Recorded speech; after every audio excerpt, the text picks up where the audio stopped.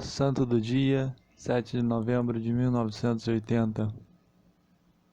Santa Bibiana, rogai por nós. Devemos começar agora a comentário da vida de Santa, enfim, dos fatos que se relacionam com a operação de Santa Catarina Labouré. E esses fatos são tirados de um trabalho que o Dr. Borelli redigiu e que devemos publicar oportunamente. Eu já disse aos senhores que está um excelente trabalho. Eu li o trabalho e sublinhei as partes que podiam mais diretamente nos interessar e pretendo dar conhecimento aos senhores desses fatos. Agora, para os senhores acompanharem bem o assunto, era preciso que os senhores se dessem um pouco conta da situação geral da França e da Europa naquele tempo, porque se trata de uma série de revelações de caráter profético nesse sentido da palavra, que essas revelações de Nossa Senhora a Santa Catarina Labouré se deram em 1830. E ela prevê fatos, naquele tempo, mais ou menos improváveis, e que se deveriam dar em 1870, e 40 anos depois. E exatamente 40 anos depois, os fatos previstos se deram. Agora, os fatos tinham muita relação um com o outro. E, debaixo desse ponto de vista, essas aparições interessam de um modo todo particular. Por quê? Porque uma revolução de 1830 é apresentada por Nossa Senhora como sendo o primeiro sinal de um conjunto de desordens na França que haveria de culminar com uma revolução em 1870. A revolução de 1830 foi uma revolução liberal. A revolução de 1870 foi a Comuna de Paris. E talvez se possa dizer a primeira revolução comunista na Europa, se não se considerar a Revolução Francesa como uma revolução comunista. Isso é uma outra questão. Habitualmente não era tida como comunista. Hoje, muitos historiadores reconhecem que ela, chegando ao seu auge, tomou o caráter comunista, tomou o espírito comunista, pelo menos. Mas, enfim, deixando isso de lado, portanto, a ideia do liberalismo gerando o comunismo que é apresentada, de algum modo, por as revelações. Ideia que se relaciona tanto com a RCR e com as preocupações habituais do grupo, que eu não poderia deixar de realçar isto desde o começo. Também para explicar por que eu apresento essas revelações debaixo do ângulo que eu vou apresentar. Qual era a situação da França e da Europa em 1830? A situação era a seguinte: a Revolução Francesa, se calcula bem, deve ser considerada como um grande movimento revolucionário que começou em 1789, simbolicamente com a queda da Bastilha, e que verdadeiramente teve seu fim em 1815, quando Napoleão caiu pela segunda vez. Aí terminou a Revolução Francesa. Napoleão é tido por muitos como o contrário da Revolução, porque ele impôs ordem à França quando a França estava no caos e na desordem antes dele. Mas a questão é que revolução não é apenas desordem, não é apenas caos. Revolução é também uma ordem material na qual se impõe que as coisas fiquem de cabeça para baixo. E foi exatamente o que Napoleão fez.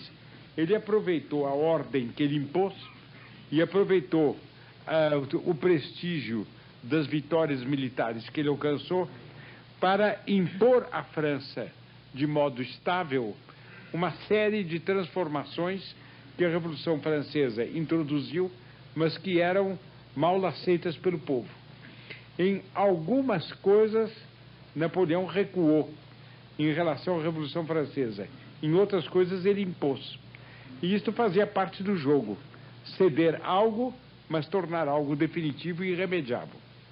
Em 1815, se dá a Batalha de Waterloo, Napoleão é mandado para Santa Helena e a ordem na França vira.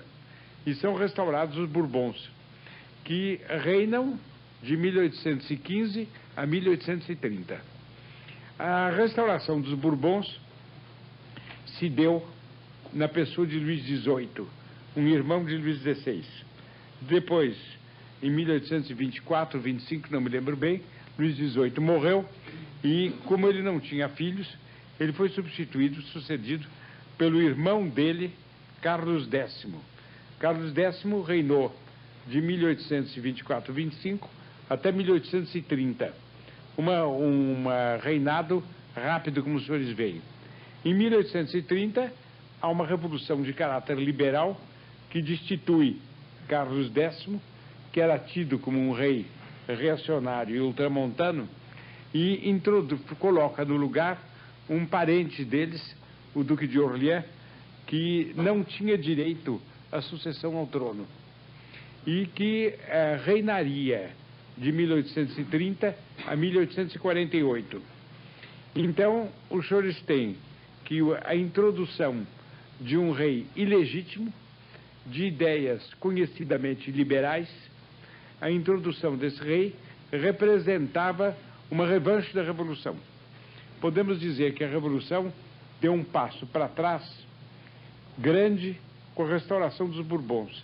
Ela fez meio passo para frente com a implantação da monarquia burguesa de Luís Filipe. E daí para frente os fatos se foram dando até a Revolução da Comuna de Paris em 1870.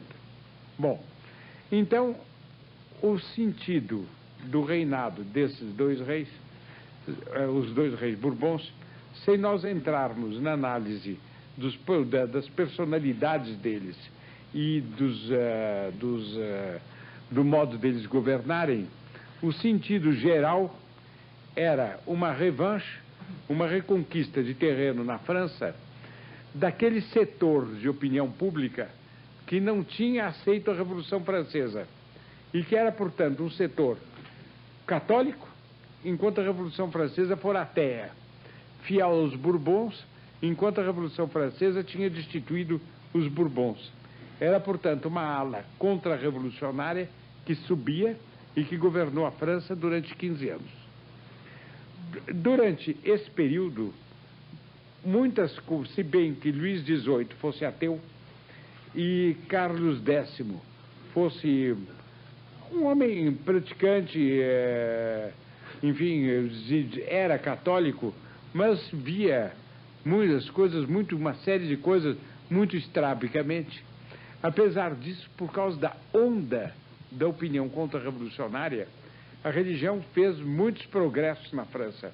Restaurou uma porção de coisas, de instituições sérias que tinham caído e se impôs provisoriamente à França.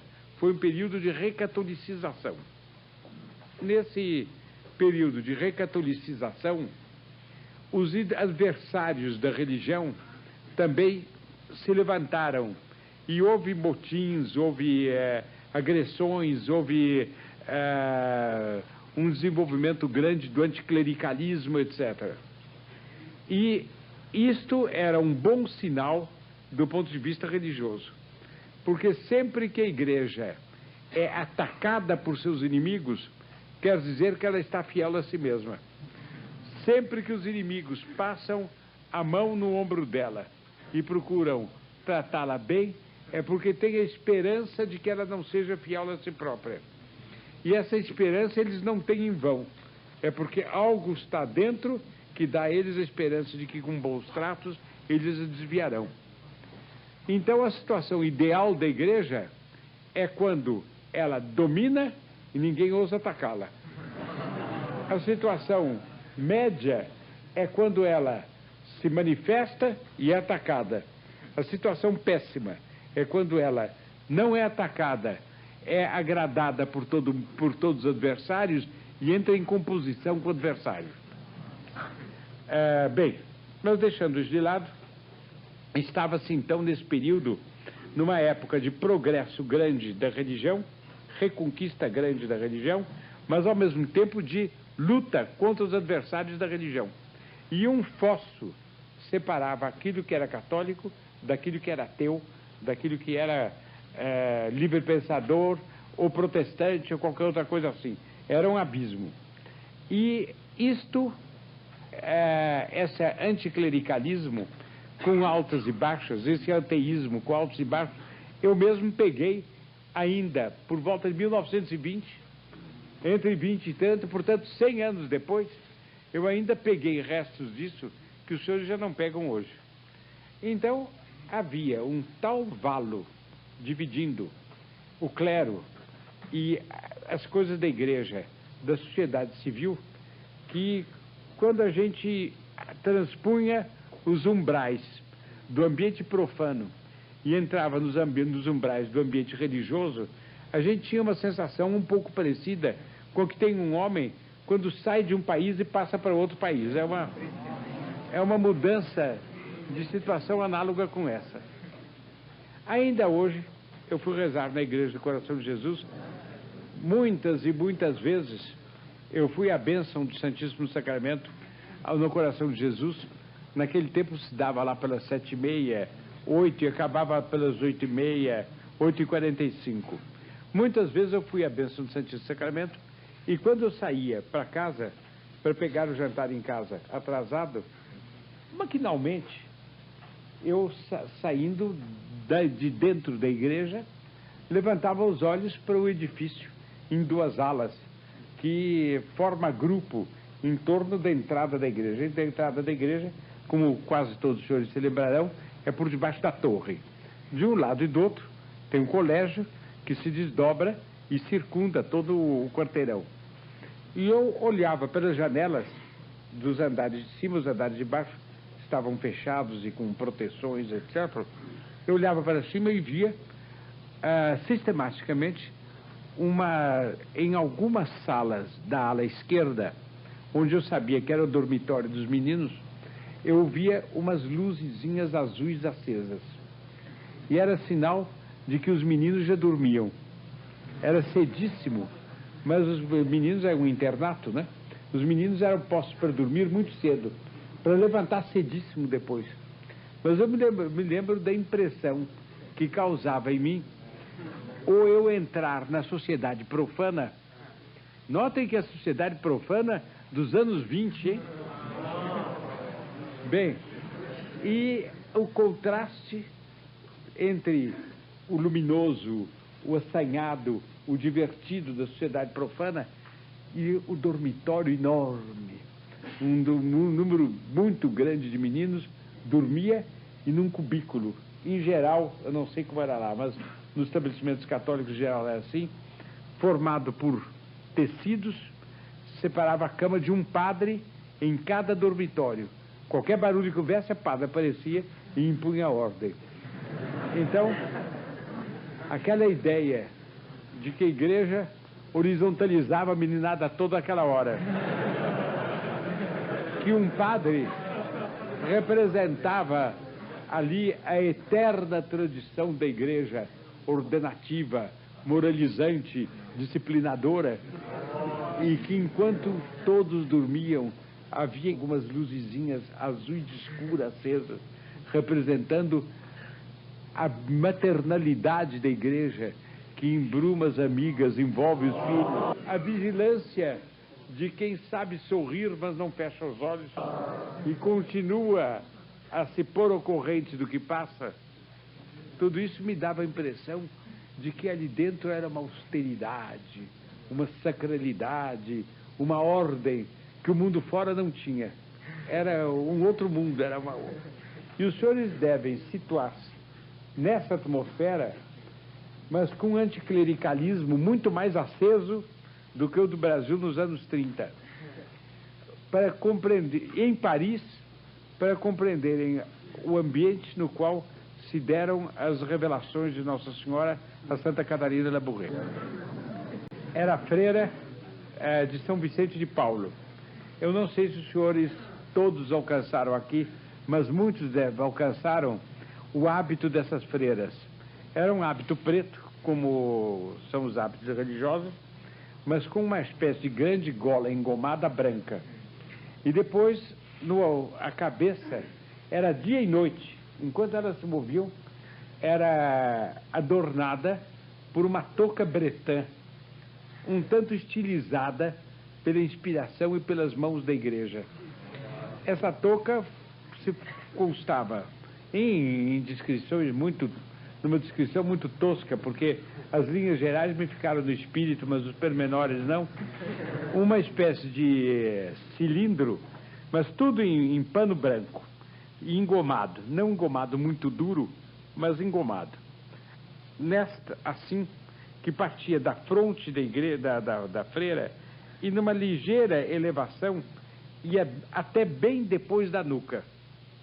Depois esse pano descia por aqui e se dobrava em duas asas grandes, também em tecido engomado, mas que fazia um muito bonito movimento harmônico, que podia lembrar um pouco, preciso pôr uma certa boa vontade para lembrar disso, podia lembrar um pouco as asas da gaivota quando voa em certas posições.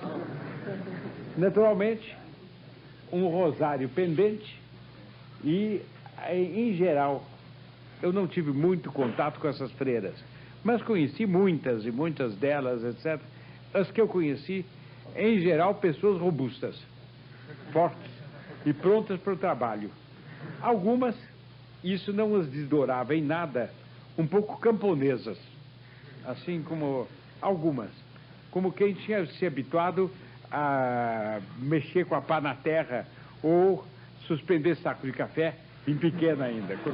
Olhar límpido, reto, atitude despretensiosa de quem preferia passar desapercebida.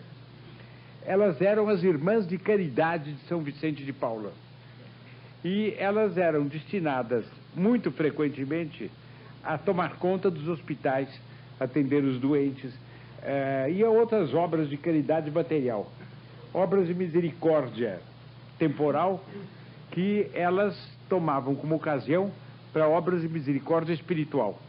Quer dizer, elas aproveitavam para chamar um padre para o agonizante, para convidar uma criança para ir ao catecismo da paróquia, ou para o catecismo mantido na igreja delas, no convento delas. Elas encontravam uma pessoa desventurada na rua, elas paravam, perguntavam o que queria, o que é que ela podia fazer, ajudava a pessoa, etc. Enfim, faziam tudo quanto pudessem para atender aos infortúnios, às carências materiais, mas, sobretudo, às necessidades espirituais dos mais variados ambientes por onde elas costumavam se filtrar.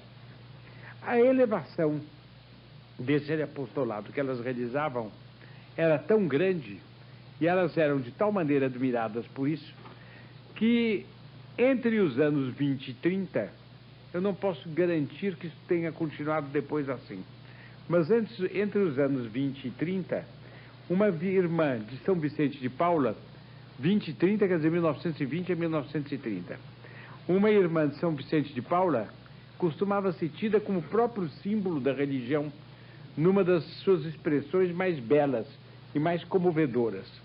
Eu me lembro que numa casa que eu frequentei, eu via uma estatueta de bronze, mas era um bibelô, era um adorno, era uma estatueta de bronze, mais ou menos desse tamanho, visivelmente fundida na França, e que representava uma irmã, não gorda, mas com corpo proporcionado, alta, não muito bonita, mas com traços comuns, numa posição assim de quem reza e com aquele chapéu. E isto, o escultor tinha procurado simbolizar nisso, no que há de esguio, de delicado, de piedoso, de virginal e de misericordioso da irmã. Ele tinha procurado representar vários aspectos sublimes da religião católica. Essas freiras tinham, já naquele tempo, e continuam a ter hoje, numa rua da Rive Gauche, num bairro que naquele tempo era um bairro aristocrático, hoje decaiu completamente, mas era o bairro aristocrático, o Faubourg Saint-Germain. Elas tinham um largo imóvel, convento, casa para obras e capela. E essa rua, que ele interdita há pouco, chamava-se a Rue du Bac. E Santa Catarina Labouré era religiosa nesse convento. Os senhores devem imaginar a cidade de Paris, naquele tempo enormemente menor do que ela é hoje, silenciosa, tranquila, ainda sem motores, os automóveis ainda não existiam, e, portanto, os senhores podem imaginar a rua calçada com pedras, interrompido o silêncio de toda a população que dormia, apenas de vez em quando pelas patas de um cavalo que batia sobre a pedra e que, levando algum carrinho depressa durante a noite, ou alguma carruagem depressa durante a noite, para algum lugar, outro lugar, e o resto, a cidade dormindo tranquila. Devem imaginar os dormitórios das freiras, não com a luzinha azul acesa, não havia ainda luz elétrica, mas com certeza com candeeiros. Todo mundo dorme, e entre essas, Santa Catarina dormia também. E aí, nesse mundo que fazia uma coisa completamente diferente do mundo fora, o maravilhoso sobrenatural começa a se desenrolar. Nossa Senhora faz a primeira das suas diversas grandes mensagens para o mundo no século XIX, em quase todas as quais, ou talvez em todas, ela se queixa da imoralidade dos homens, convida à conversão e anuncia um castigo enorme que vai acontecer. As principais dessas revelações são, ao menos se eu me lembro bem de todas, a Rue du Bac, depois Salete, não me lembro bem se Lourdes ou Salete, qual das duas anterior, Lourdes e Fátima. São as 4 grandes revelações de Nossa Senhora. Há um florescer de outras revelações particulares a essa ou aquela outra pessoa, mas de uma autenticidade muito menos garantida, de uma celebridade muito menos definida, de maneira tal que essas revelações são o píncaro das mensagens de Nossa Senhora ao mundo. Uma coisa sem precedentes, tanto quanto eu saiba, na história da Igreja, ao longo de quase de 1830 a 1930 seriam 100 anos. Se os senhores põem 1917, é preciso descontar 13 anos. 100 menos 13, na minha hesitante matemática, dá 87. Eu não sei se será bem exatamente isso, mas deve andar por volta de 87. Bem, nesses 87 anos, Nossa Senhora, então, aparece espaçadamente 4 vezes, de um modo tão célebre que aparições mais célebres, fora do âmbito do que é contado pela Bíblia, não houve. Bem, e todas endereçadas nesse mesmo sentido, alinhadas nesse mesmo sentido. A respeito de Lourdes não é tão claro. Lourdes tem a afirmação da Imaculada Conceição, mas tem um segredo que Santa Bernadette Soubirous entregou ao Papa. E tudo leva a crer que este segredo é o irmão mais velho do segredo de Fátima. E que se insere, portanto, num contexto semelhante às revelações de Fátima. Aí os senhores têm a cadência das revelações. Bem, então, a primeira dessas grandes revelações se dá aí. Essas revelações não têm apenas o sentido RCR que eu estou dando aqui. Elas têm um sentido mais alto e mais amplo, que é o seguinte: durante o século XIX e depois durante grande parte do século XX, Nossa Senhora, a devoção a Nossa Senhora cresceu muito e, em comparada com o que era no Ancien Regime, é muitíssimo maior a devoção em uso, em prática, nos meios católicos depois da Revolução Francesa do que antes da Revolução Francesa. É uma graça obtida por Nossa Senhora do Céu, mas é uma expressão do movimento contra-revolucionário que se deu naquele tempo. E essas 4 aparições concorreram muito para desenvolver no povo a devoção marial e estimular os teólogos a estudarem os temas mariais. E com essa ampliação enorme da devoção à Nossa Senhora, criou ambiente, deu ocasião a 2 dogmas, a definição pelo Papa, pelo sucessor de São Pedro, de 2 dogmas. O dogma da Imaculada Conceição, definido por Pio IX, e o dogma da Assunção de Nossa Senhora, definido por Pio XII. São os pontos extremos. Queriam muito os mais ardorosos dentre os devotos de Nossa Senhora que Pio XII tivesse definido o dogma da mediação universal de todas as graças, sobre o qual Dom Maier fez uma pastoral que o catolicismo difundiu, que nós difundimos em vários lugares, e que é o dogma, enfim, não é um dogma, é uma verdade de fé, que representa um papel eixo no Tratado da Verdadeira Devoção de São Luís Maria Grignon de Montfort. Mas Pio XII preferiu definir a Assunção só, não definiu a mediação universal. E de lá para cá começou o movimento modernista e com isso a decadência da devoção à Nossa Senhora em larguíssimos setores da Igreja. Mas isso forma um planalto de marialidade que vai então desde as aparições de Fátima até a definição do dogma da Assunção de Nossa Senhora.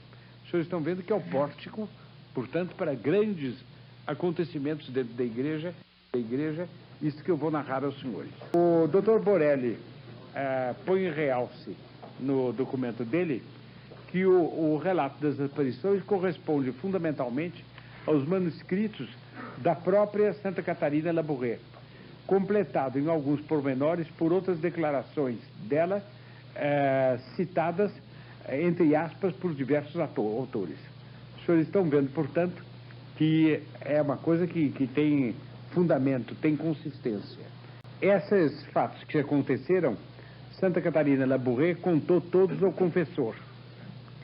E ela, o confessor, de tal maneira guardou reserva, com a desejo dela também, que as próprias freiras, mesmo depois de muito propagada a devoção da medalha milagrosa que Nossa Senhora revelou nessa ocasião, as próprias freiras do convento não sabiam qual delas é que tinha tido as revelações.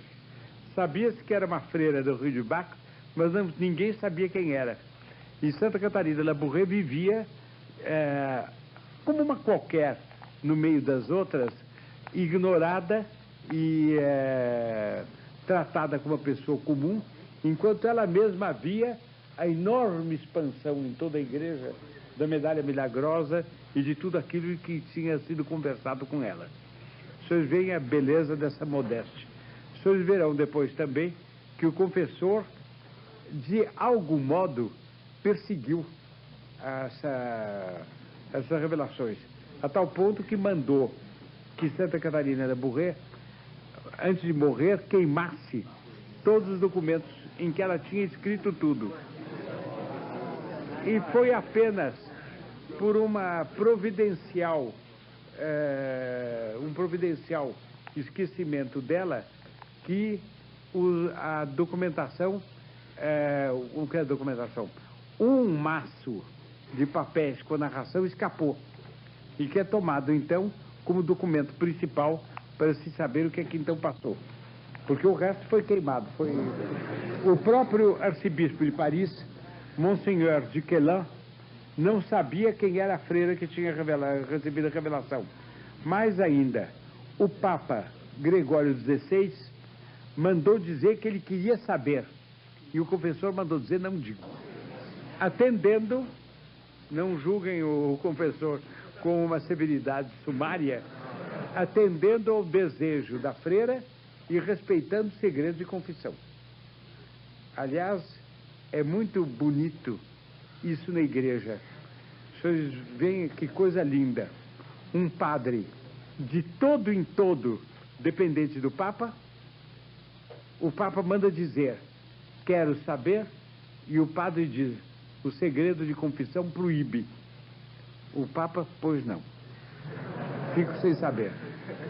Esse respeito ao segredo do confessionário mostra bem o que é o espírito da igreja, qual é, enfim, a seriedade sobrenatural com que a igreja toma o segredo de confissão.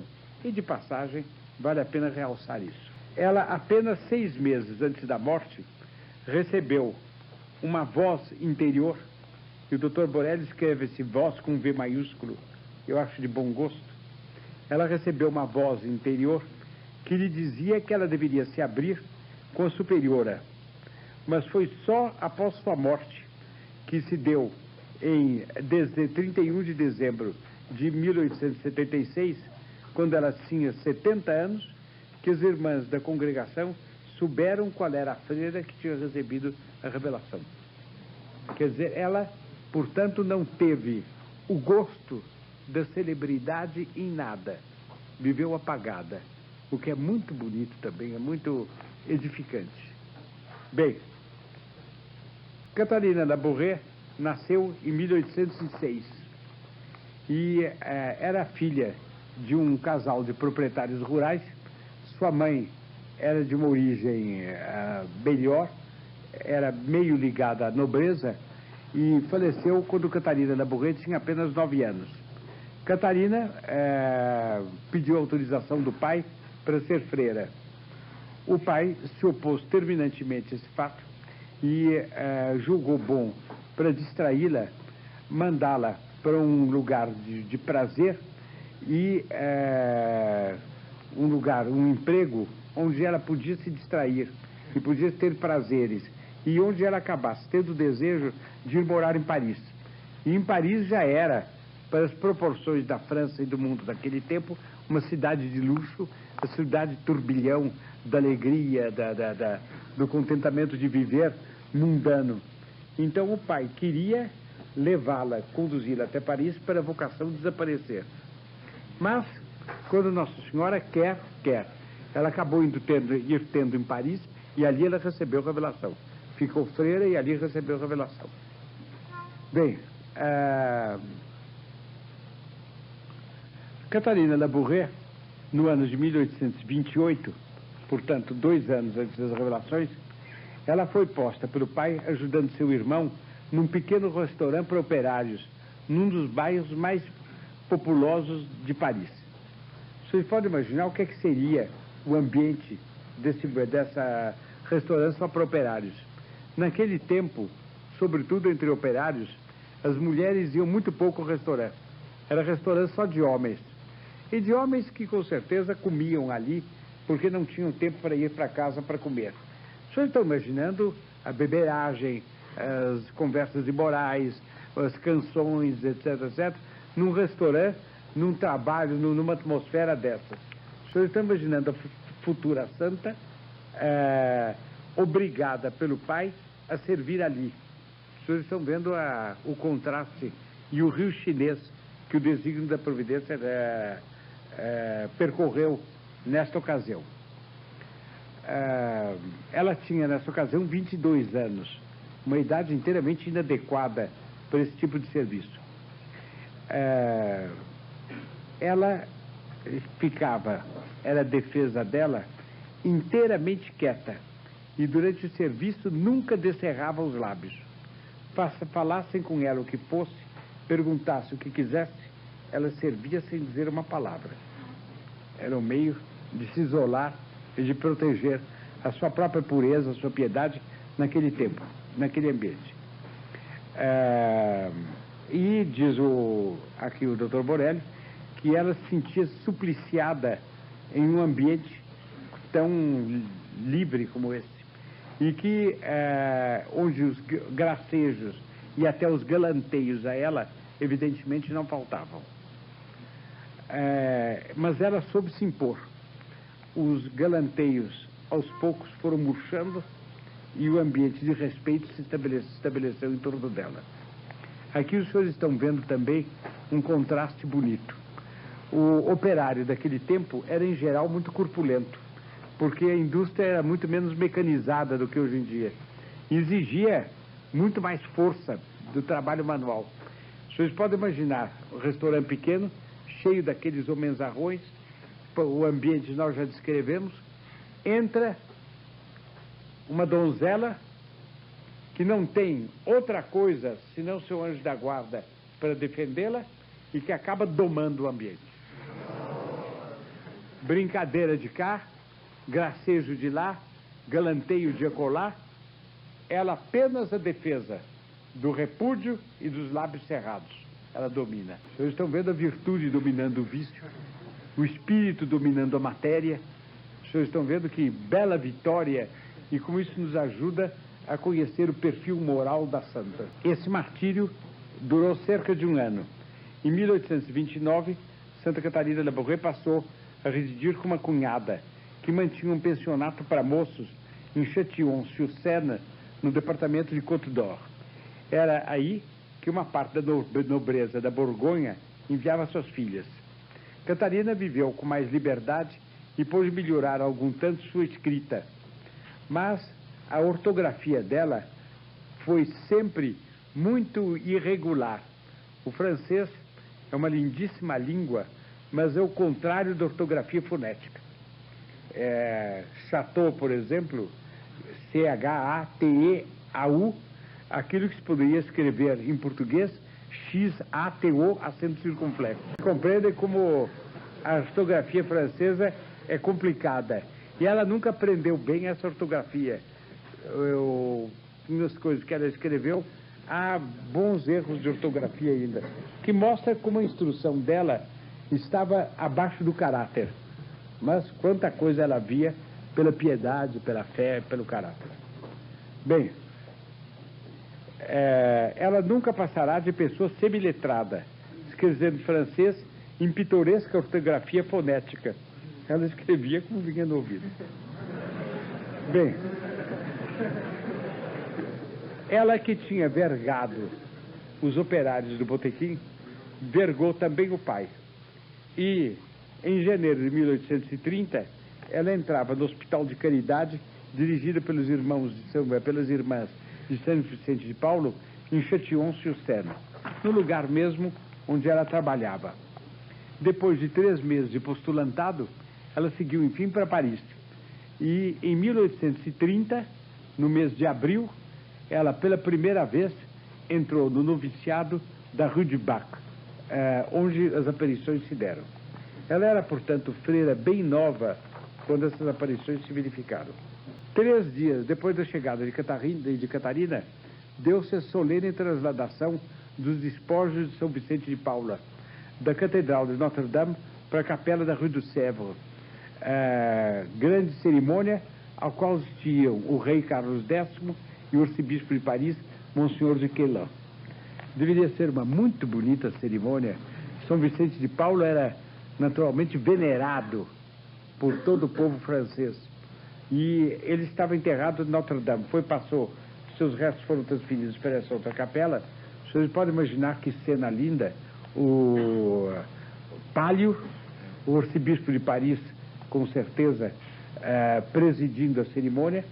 É provável que o Pálio cobrisse os restos mortais de São Vicente de Paulo e ali fosse o rei também. Depois, tudo leva a crer que antes e depois, personalidades do clero, da família real, da corte, povo em quantidade, provavelmente tropas apresentando armas, etc. Assim se transferiu, se deu a transladação do corpo de São Vicente de Paula, que era o fundador da congregação religiosa para onde ela estava entrando.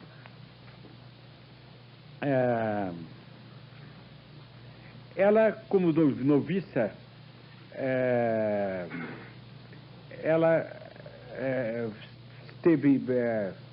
ela frequentou várias vezes esse lugar e essa capela de Saint-Lazare onde foi colocado o corpo de São Vicente de Paulo, e ela tem essa frase: todas as vezes que eu voltava de Saint-Lazare, sentia muita dor. Parecia-me encontrar na comunidade São Vicente, ou ao menos seu coração, que me aparecia todas as vezes que eu voltava de Saint-Lazare. Ele me apareceu 3 vezes de modo diferente. 3 dias seguidos, branco, cor de carne, o que anunciava a paz, a calma, inocência e a união. Depois o vi vermelho, cor de fogo, o que indicava o incêndio de caridade de seu coração. Parecia-me que a comunidade devia se renovar, estender-se até as extremidades da terra, o que de fato se deu. E por fim eu vi vermelho-negro, o que punha o que indicava tristeza no coração. Vinham-me tristezas que tinha muita dificuldade em dominar. Não sei porquê, nem como essa tristeza se relacionava com a mudança de governo que havia proximamente na França.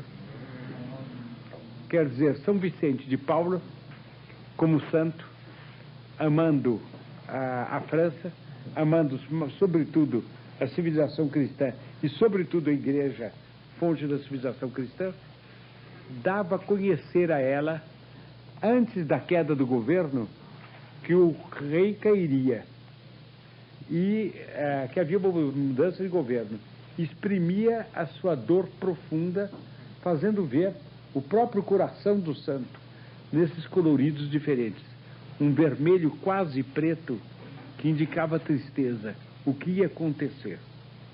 É muito bonito a gente imaginar essa noviça que vai ao convento de Saint-Laurent de Sèvres, etc., Saint-Lazare, quer dizer, e fica com essa tristeza profunda na alma e sabe o que vai haver, mas não diz a ninguém e diz só ao seu confessor.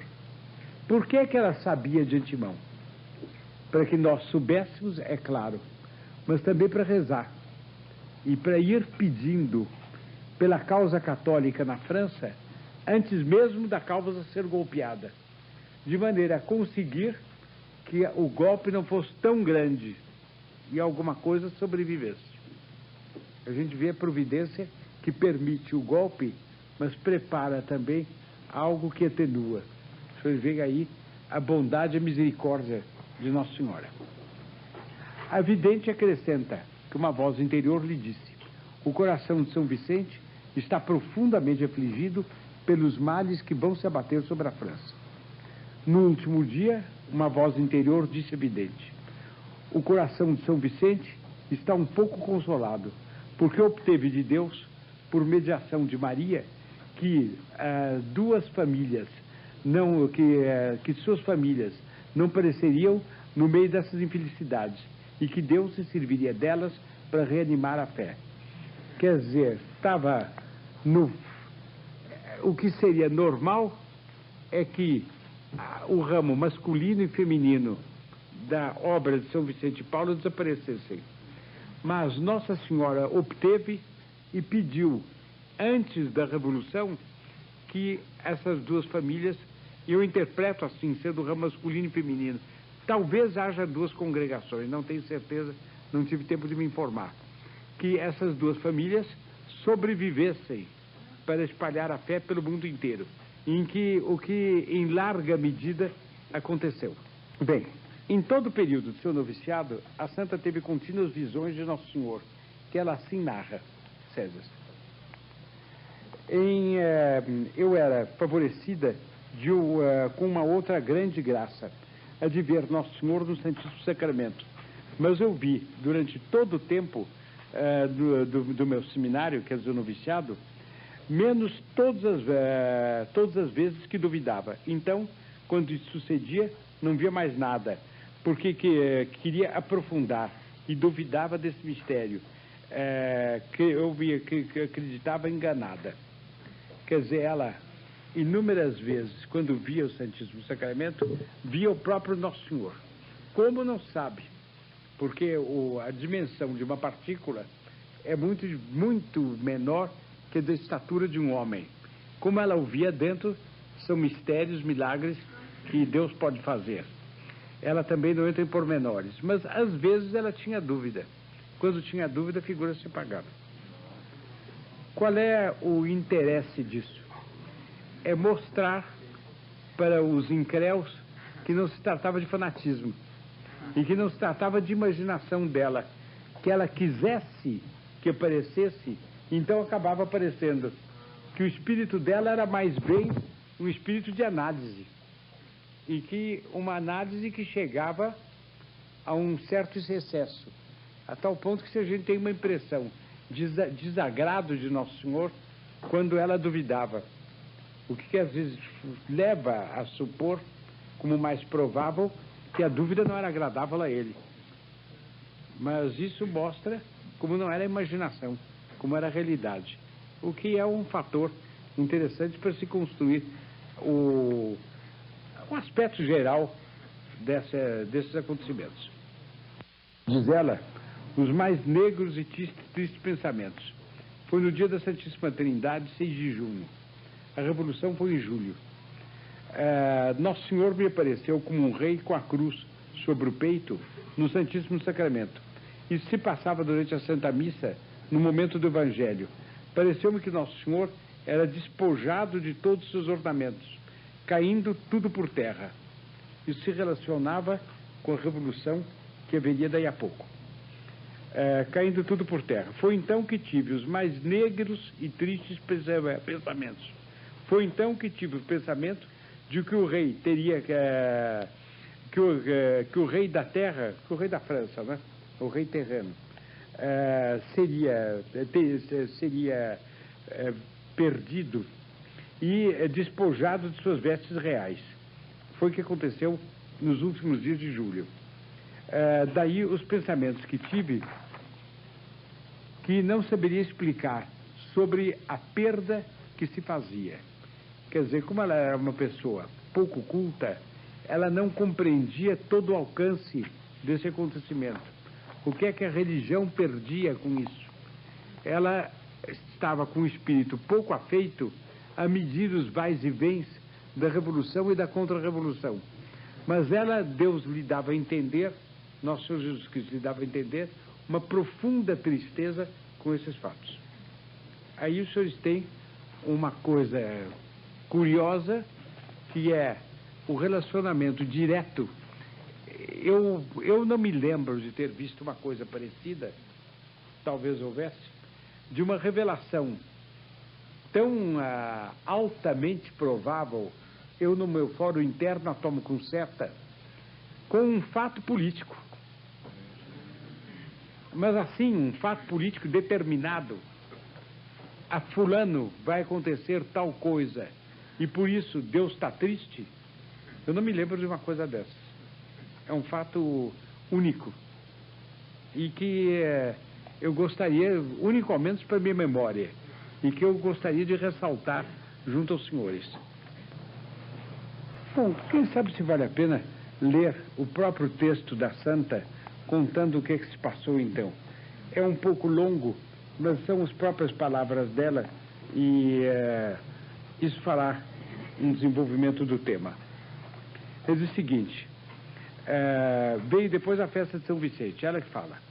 Na véspera, nossa boa madre Marta nos fez uma instrução sobre a devoção à Santíssima Virgem, o que me deu o desejo de vê-la.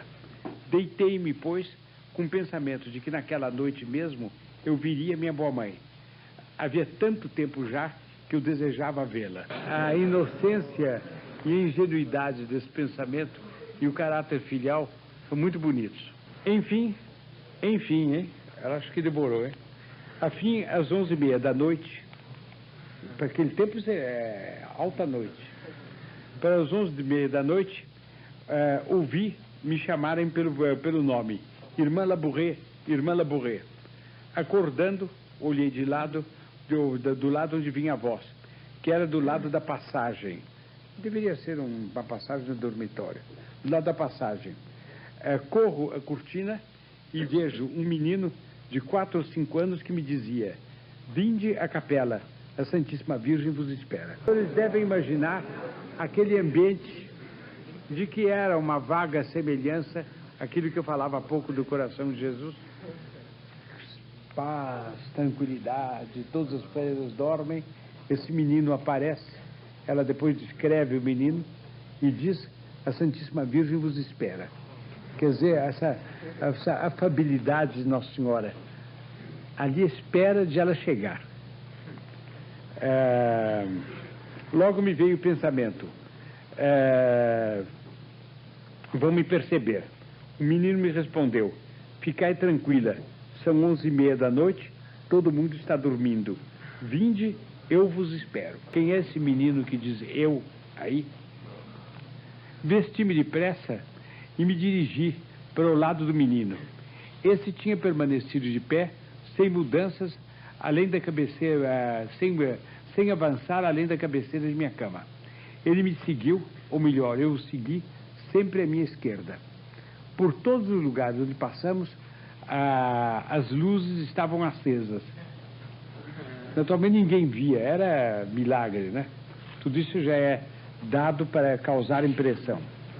Então as luzes estavam acesas e o que me admirava muito, ela ficava muito surpresa por isso. Porém, muito mais surpresa fiquei quando eu entrei na capela.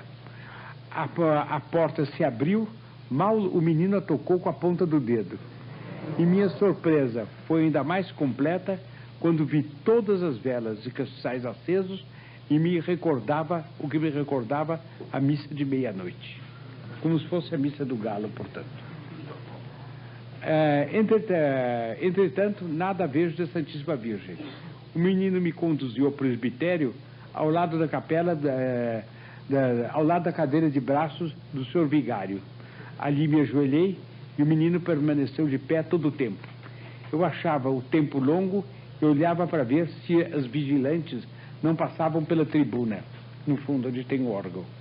Ela tinha medo que pudessem perceber alguma coisa violasse o segredo. Seria bonita a cena, né?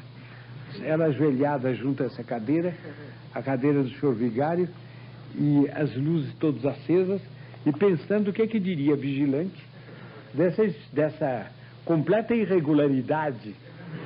Como é que ela se explicaria? Por fim, chegou a hora. O menino me preveniu. Ele me disse: eis a Santíssima Virgem, ei-la. Ouvi como um roçar de vestido de seda que vinha do lado da tribuna. Os senhores conhecem o frufru da seda, né? De quem está com vestido de seda, naquele tempo com o vestido arrastando no chão. Produziria aquele ruído agradável e muito peculiar. Então, que vinha do lado da tribuna, perto do quadro de São José, e que passava sobre os degraus do altar do lado do Evangelho, sobre uma cadeira igual à de Santana. O que seria essa cadeira de Santana? O Dr. Borelli tem uma nota, mas eu me perderia nessas notas, a gente pode ver depois. Vamos prosseguir. Eu estava em dúvida se seria a Santíssima Virgem. Nesse preciso momento, o menino que estava ali me disse: eis a Santíssima Virgem. Ser-me-ia impossível dizer o que senti nesse momento, o que se passava dentro de mim. Parecia-me que não via a Santíssima Virgem. Então o menino me falou, não mais como uma criança, mas como um homem dos mais fortes e com as palavras mais fortes, com as mãos apoiadas sobre os joelhos da Santíssima Virgem. É o subtítulo que o Dr. Borelli põe agora em seguida. Então diz: nesse momento, olhando para a Santíssima Virgem, dei um salto para junto a ela, pondo-me de joelhos sobre os degraus do altar e com as mãos apoiadas sobre os joelhos da Santíssima Virgem. A joelha estava sentada na cadeira do vigário e ela apoiou os joelhos, os cotovelos com certeza, ou as mãos, apoiou as mãos sobre os joelhos de Nossa Senhora. Vocês estão vendo a afabilidade dessa aparição, uma coisa extraordinária. Depois, para quem for São Tomé, que pôs a mão no flanco de Nosso Senhor, ela tocou. Ali se passou o momento mais doce de minha vida. Ser-me impossível dizer tudo o que senti. Ela me disse, como deveria me conduzir em relação ao meu diretor espiritual, e várias coisas que não devo dizer. A maneira de me conduzir em meus sofrimentos, vir lançar-me aos pés do altar, e me mostrava com a mão esquerda ao pé do altar, e ali efundir o meu coração. Aí eu receberia todas as consolações de que tivesse necessidade.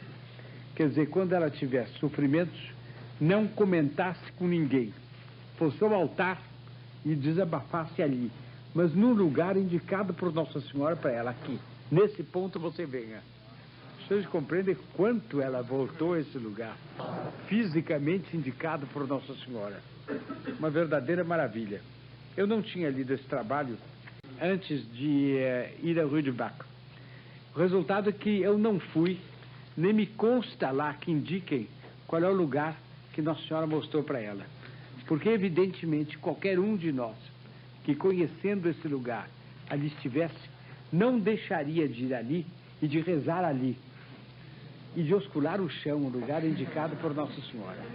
A cadeira se oscula. Está ali, sobre um estradozinho, e todo mundo que entra vai oscular a cadeira, todos nós osculamos a cadeira. Quando eu osculei a cadeira, eu deitei o olhar sobre o veludo, e o veludo pareceu-me novo. E eu fiquei desagradado, porque se é novo, não é o veludo em que Nossa Senhora sentou. Na saída, eu perguntei à freira. Disse, irmã, me faz favor, ela me deu uma relíquia que eu guardo até hoje, com ex-óstibus ou ex-carne de São Vicente de Paulo, de Santa Catarina Labouré e Santa Luísa de Marillac. Santa Luísa de Marillac era contemporânea de São Vicente de Paulo e fundadora do ramo feminino da congregação. Bem, eu perguntei a ela, irmã, me faz favor, esse veludo da cadeira é o próprio veludo em que Nossa Senhora sentou? Ela disse, não, nós há pouco substituímos por um veludo novo. Eu pensei em ficar com o veludo para mim. E disse, irmã, eu não poderia ter esse veludo? Ou ao menos um pedacinho do veludo? Ela disse, não. Eu não me lembro se ela disse que foi jogado fora ou foi queimado. Eu não pude conter a minha surpresa. E disse ela, mas irmã, a senhora já pensou o que seria se a armação de madeira da cadeira se oscula? Por que não oscular o veludo? Por que não guardar? A senhora já pensou que isso é uma relíquia? É. Eu disse, a senhora já pensou quantas pessoas viriam aqui para receber das senhoras um pedacinho desse veludo? Ela ficou assim meio surpresa. Eu disse, irmã, eu sou da América do Sul, sou do Brasil. Eu lhe garanto que a América do Sul desfilaria aqui para receber pedaços desse veludo. Nous n'y avons guère songé. Não pensamos nisso. Então, lhe perguntei o que significavam todas as coisas que eu tinha visto. E ela me explicou tudo. Mas ela não disse o que era. Aqui não está. Fiquei não sei quanto tempo. Tudo que sei é que, quando ela partiu, não percebi senão que alguma coisa se extinguia. Enfim, mais uma sombra que se dirigia para o lado da tribuna, pelo caminho pelo qual ela tinha chegado. Levantei-me dos degraus do altar e percebi o menino onde o tinha deixado. Ele me disse, ela se retirou. Não retomamos o mesmo caminho, sempre todo iluminado. Nós retomamos o mesmo caminho, sempre todo iluminado. O menino estava sempre à minha esquerda. Creio que este menino era meu anjo da guarda, que se havia tornado visível para me fazer ver a Santíssima Virgem, porque havia rezado muito a ele para que me obtivesse esse favor. Estava vestido de branco, trazendo consigo uma luz miraculosa. Isto é, ele era resplandecente de luz. Tinha idade de mais ou menos 4 ou 5 anos. De volta ao meu leito, eram 2 horas da manhã. 2 horas e meia. Bom, eu voltei ao meu leito, eram 2 horas da manhã. Mas, pois ouvi tocar as horas. Não tornei mais a dormir. Está terminada a revelação. Bem, nós vemos o complemento da revelação e terminamos a reunião aí. Os tempos, autógrafo da própria irmã, isso aqui também. 1830, julho. Coloco com a Santíssima Virgem, dia 18, às 11h30 da noite, até 1h da manhã, do dia 19, dia de São Vicente. Mas aqui parece que no anterior fala das 2h da manhã, né? Bom, a gente vê isso depois. Bom, minha filha, o bom Deus quer... Aqui ela toma, portanto, as palavras de Nossa Senhora. O bom Deus quer encarregar-vos de uma missão. Tereis muitos sofrimentos, mas superareis esses sofrimentos, pensando que o fareis para a glória do bom Deus. Conhecereis que é do bom Deus e sereis atormentada até que o tenhais dito aquele que é encarregado de vos conduzir. Sereis contraditada, mas tereis a graça e por isso não temais. Dizei com confiança tudo que se passa em vós. Dizei com simplicidade, tende confiança, não temais. A gente vê quanto medo ela tinha do próprio confessor com o qual ela se deveria abrir. Vereis certas coisas, prestai conta do que virdes e ouvirdes. Sereis inspirada na vossa oração, prestai conta do que virdes em vossas orações.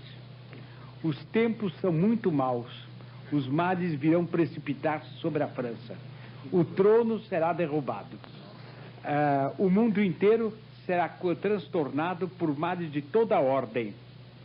Ao dizer isto, a Santíssima Virgem tinha um ar muito penalizado. Mas, vinde ao pé deste altar, aí as graças serão derramadas sobre todas as pessoas que as pedirem. É uma promessa magnífica. Minha filha, gosto de derramar graças sobre a comunidade em particular. Eu aprecio muito. Seria porque há grandes... sofro porque há grandes abusos sobre a regularidade. Quer dizer, ela gostava da comunidade como instituição, mas já naquele tempo havia muitos abusos no cumprimento da regra. As regras não são observadas, há grande relaxamento nas duas comunidades. Dizei àquele que está encarregado de uma maneira particular da comunidade. Ele deve fazer tudo o que lhe seja possível para repor a regra em vigor. Dizei-lhe de minha parte de vigiar sobre as leituras, as perdas de tempo e as visitas. A comunidade gozará de uma grande paz. Ela tornar-se-á grande. Momento virá em que o perigo será grande. Acreditar-se-á tudo perdido. É curioso que este momento não é de 1830, porque não dá tempo. Porque como é que vai haver uma grande paz e vai corrigir os abusos, etc, etc, quando ela já está em julho e a Revolução foi em julho? Esses fatos não cabem aí, cabem depois. Eu estarei convosco, tende confiança.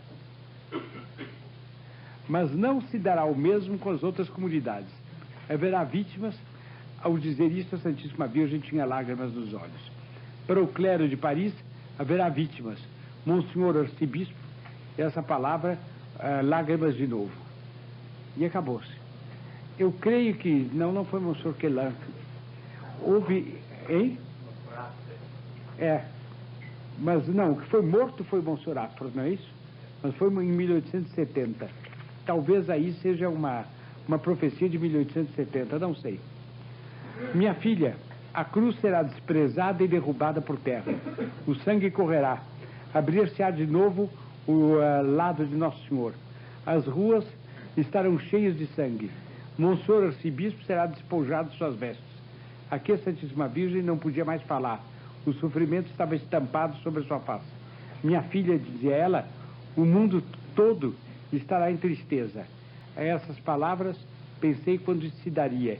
Eu compreendi bem daí a 40 anos, em 1870, onde realmente o arcebispo foi fuzilado. Foi fuzilado abençoando os revolucionários e 2 balas cortaram os dedos dele. E por aí se viu que ele morreu abençoando.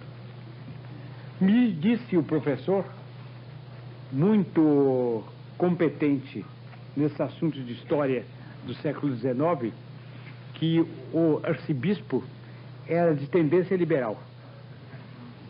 E ele teve, de algum modo, um castigo, porque os liberais o fuzilaram. Mas vejam como Nossa Senhora sofreu com o fato, porque ele era arcebispo.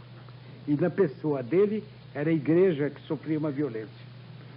Vocês vejam aí como Nossa Senhora ama as instituições eclesiásticas.